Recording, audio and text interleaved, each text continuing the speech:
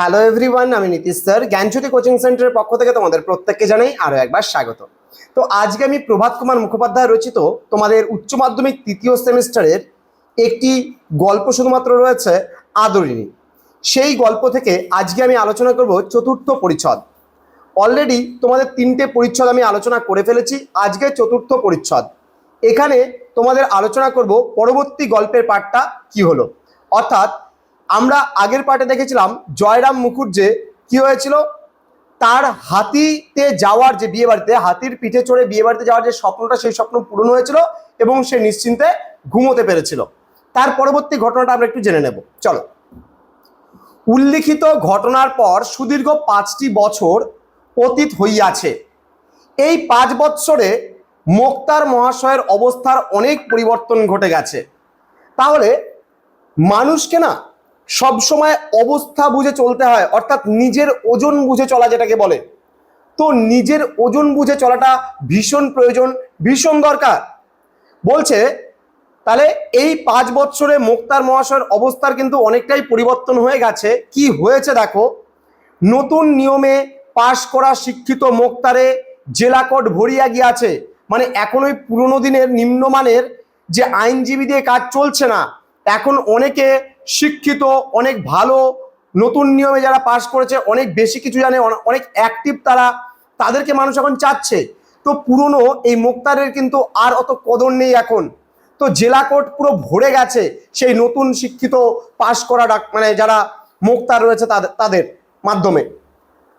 শিথিল নিয়মের আইন ব্যবসায়ীদের আর কদর নেই। শিথিল মানে কি, যারা অল্প স্বল্প আইন জানে তাদের কিন্তু আর কোনো কদর নেই। ক্রমে ক্রমে মুখোপাধ্যায় কি বলেছে দেখো, ক্রমে ক্রমে মুখোপাধ্যায় মহাশয়ের আয় কমিতে লাগিল। এবার ধীরে ধীরে যখন তার কাছে আর কোনো কাস্টমার নেই, তখন কিন্তু তার আয় অনেকটা কমতে শুরু করলো। পূর্বে যত উপার্জন করিতেন এখন তার অর্ধেক হয় কিনা সন্দেহ। মানে আগে যা ইনকাম হতো এখন তার অর্ধেকও হয় না, অথচ ব্যয় প্রতি বৎসর বর্ধিতই হইতেছে। মানে কিন্তু খরচটা প্রতি বছর বছর কিন্তু বেড়ে যাচ্ছে। তার 3টি পুত্র, প্রথম 2টি মূর্খ, বংশবৃদ্ধি ছাড়া আর কোনো কর্ম করিবার যোগ্য নহে। মানে কি, অলরেডি দুটো মানে বড় দুটো ছেলে যে আছে সেই দুটোই মূর্খ। মানে তারা একটাই কাজ করতে পারে, তারা কি বংশ বৃদ্ধি করতে পারে, অর্থাৎ সন্তান জন্ম দিতে পারে না। কোনো কাজে আছে পটু, না কোনো কর্মে আছে পটু, কিচ্ছু পারে না। খালি কি বলছে, বংশবৃদ্ধি করা ছাড়া তাদের আর কোনো কর্ম করার মতন যোগ্যতাই নাই।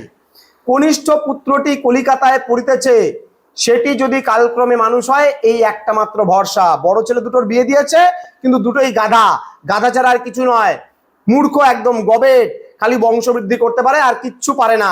কিন্তু কনিষ্ঠ পুত্রটি পড়াশোনা করতেছে কলকাতায়, যদি সেটা কখনো মানে মানুষ হয়ে আসে, তবে এই মোক্তারের হয়তো একটু জীবনে হয়তো পরিবর্তন ঘটতে পারে, আদারওয়াইজ হবে না।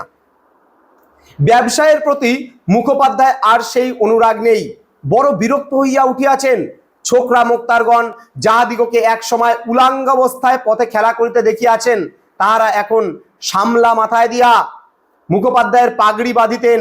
সেকালে মুক্তারগণ সামলা ব্যবহার করতেন, অর্থাৎ পাগড়ি পরতো মুক্তারেরা সেই তখনকার দিনে। তাহলে যেগুলোকে ন্যাংটো হয়ে ঘুরে বেড়াতে দেখছে উলঙ্গ অবস্থায়, তারাই আজকাল তার উপরে উঠে গেছে, সেটাই বলছে। তার প্রতিপক্ষ দাঁড়াইয়া চোখ মুখ ঘুরাইয়া ফরফর করিয়া ইংরেজিতে হাকিমকে কি বলিতে থাকে, তিনি কিছুই বুঝিতে পারেন না। অর্থাৎ এই পুরাতন জয়রাম মুখোপাধ্যায় যে মুক্তার আছে, তিনি বাংলা জানা মানুষ, তিনি অত ইংলিশ বলবে কোথা থেকে। কিন্তু এই উলঙ্গ অবস্থায় দেখা ছেলে পেলেগুলোকে আজকে ইংরেজি শিখে একদম চটচট করে ইংরেজি বলছে তার সামনে দাঁড়িয়ে, এবং তাকে হারিয়ে দিচ্ছে। পার্শ্বস্থিত ইংরেজি জানা জুনিয়রকে জিজ্ঞেস করেন উনি কি বলছেন। এবার পাশে যে আবার ইংরেজি জানে মুক্তার, তাকে আবার জিজ্ঞেস করে, যে ট্রান্সলেটর আছে তাকে আবার জিজ্ঞেস করে, মানে বলে যে কি বলছে। জুনিয়র তর্জমা করিয়া তাহাকে বুঝাইতে বুঝাইতে অন্য প্রাঙ্গণে উপস্থিত হয়। মুখের জবাব মুখেই রইয়া যায়, নিষ্ফল রোষে তিনি ফুলিতে থাকেন। তাছাড়া পূর্বে হাকিমগণ মুখুজ্জে মহাশয়কে যেরূপ শ্রদ্ধার চক্ষে দেখিতেন, এখনকার নব্য হাকিমগণ আর তাহা করেন না।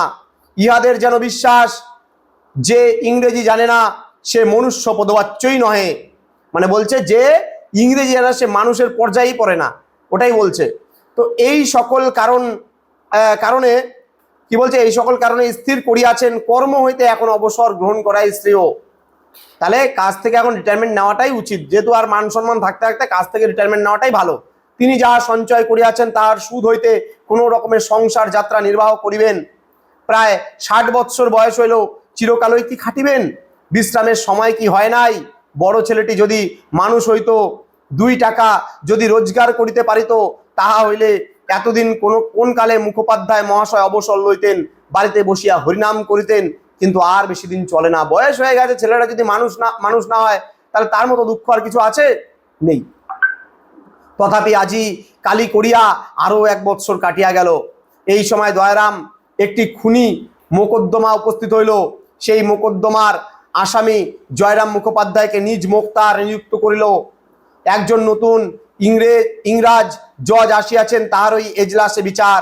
3 দিন যাবৎ মোকদ্দমা চলিল। অবশেষে মোক্তার মহাশয় উঠিয়া জজ সাহেব বাহাদুর ও এসেসার মহোদয়গণ বলিয়া বক্তৃতা আরম্ভ করিলেন। বক্তৃতা শেষে এসেসার গণ মুখোপাধ্যায়ের মক্কেলকে নির্দোষ সাব্যস্ত করিলেন। জজ সাহেব তাহাদের অভিমত স্বীকার করিয়া আসামিকে অব্যাহতি দিলেন। জজ সাহেবকে সেলাম করিয়া মোক্তার মহাশয় নিজ কাগজপত্র বাঁধিতেছেন।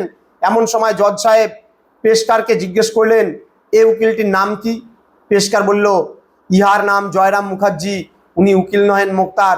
উকিল হচ্ছে পাশ করা ডিগ্রিধারী হবে, আর মোক্তার মানে আইন ফাইন জানে, কিন্তু অতটা ট্রেনিং নেওয়া সেই প্রপার ওয়েতে যে যারা লয়ার বা উকিল হয় সেটা কিন্তু নয়। যেহেতু তার এক্সপিরিয়েন্স বা অভিজ্ঞতা অনেকটা বেশি ছিল, সেহেতু তার প্রভাব খ্যাতি মানে প্রতিপত্তি কিন্তু অনেকটাই ছিল। প্রসন্ন হাস্যের সহিত জজ সাহেব জয়রামের প্রতি চাহিয়া বলিলেন, আপনি মোক্তার? জয়রাম বললেন, হ্যাঁ হুজুর, আমি আপনার তাবেদার। জজ সাহেব পূর্ববৎ বলিলেন, আপনি মোক্তার? আমি মনে করিয়াছিলাম আপনি উকিল।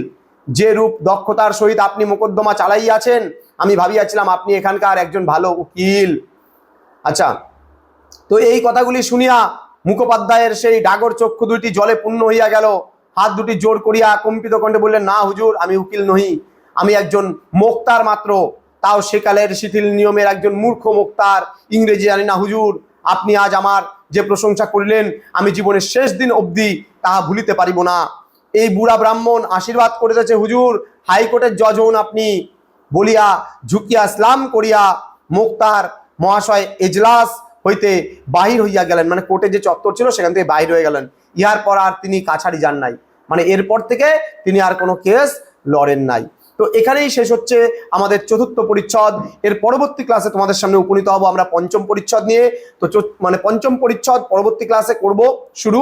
কিন্তু তার আগে তোমাদেরকে বলে রাখি, যারা এখনো আমাদের চ্যানেলটাকে সাবস্ক্রাইব করনি, সাবস্ক্রাইব করে পাশে থাকা বেল আইকন অল প্রেস করে দাও, যাতে নেক্সট টাইম থেকে কোনো ভিডিও আপলোড করলে তার নোটিফিকেশনটা তুমি সবার আগে পেতে পারো। এছাড়া যারা ভাবছো যে অনলাইনে আমাদের ক্লাস জয়েন করবে, আমাদের কাছে পড়বে, তারা অবশ্যই যোগাযোগ করবে আমাদের অফিসিয়াল নাম্বার 6295916282 এবং 7076398606 নম্বরে।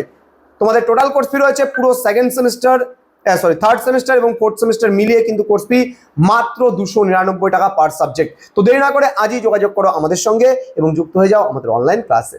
দেখা হচ্ছে আরো একটা নতুন ক্লাস নিয়ে। তোমরা প্রত্যেকে ভালো থেকো, সুস্থ থেকো। Thank you so much. Thanks for watching after all. Thank you.